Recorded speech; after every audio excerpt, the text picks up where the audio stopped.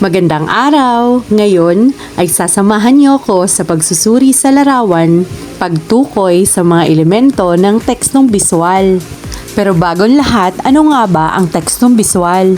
Ang tekstong biswal ay uri ng teksto na gumagamit ng mga larawan, simbolo, kulay, hugis at iba pang elementong nakikita upang maghatid ng impormasyon, ideya o mensahe sa mambabasa.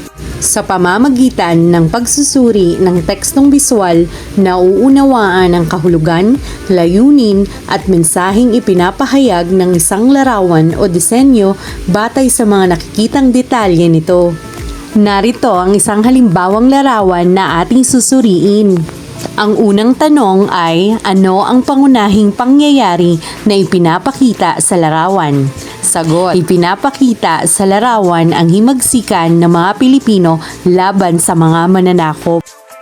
Sino-sino ang mga taong makikita sa larawan?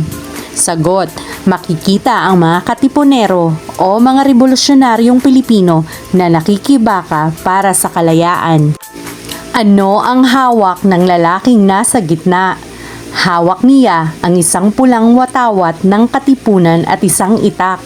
At ang ikaapat naman ay, ano ang simbolo na makikita sa larawan? Sagot, makikita ang pulang watawat na may simbolong KKK na kumakatawan sa kataas-taasan kagalang-galangang katipunan ng mga anak ng bayan. Ano ang ipinahihiwatig ng ekspresyon ng mukha ng mga tao? Sagot, ipinahihiwatig nito ang kanilang tapang, determinasyon, pagkakaisa at kahandaang ipaglaban ang kalayaan ng bansa. Ang ika-6 naman ay, ano ang makikita sa kapaligiran o background ng larawan? Sagot, makikita ang mga lumang gusali, usok at kaguluhan na nagpapahiwatig ng labanan noong panahon ng himagsikan. Anong kulay ang nangingibabaw sa larawan at ano ang maaaring ipinahihiwatig nito? Sagot, ang pulang kulay ang nangibabaw.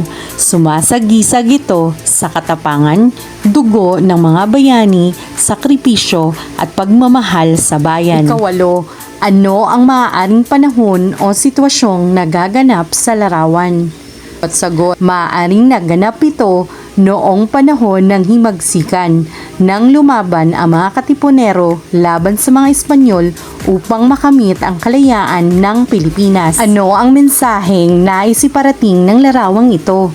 Sagot, ipinakikita ng larawan ang kahalagahan ng pagkakaisa, katapangan at pagmamahal sa bayan sa pakikibaka para sa kalayaan. Kung bibigyan mo ng pamagat ang larawang ito, anong ito at bakit? Para sa akin ay himagsikan para sa kalayaan dahil pinakikita nito ang pakikibaka ng mga katipunero na handang magsakripisyo upang makamit ang kalayaan ng Pilipinas. Narito naman ang dapat tandaan sa pagsusuri ng larawan. Obserbahang mabuti ang bawat detalye ng larawan. Tukuyin ang mga tauhan, tagpungan at pangyayari.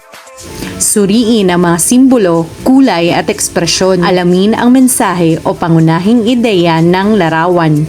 Gawing batayan ang mga detalye ng larawan at ang wastong konteksto sa pagsusuri. Naway may natutuhan kayo sa araw na ito. Hanggang sa muli, paalam!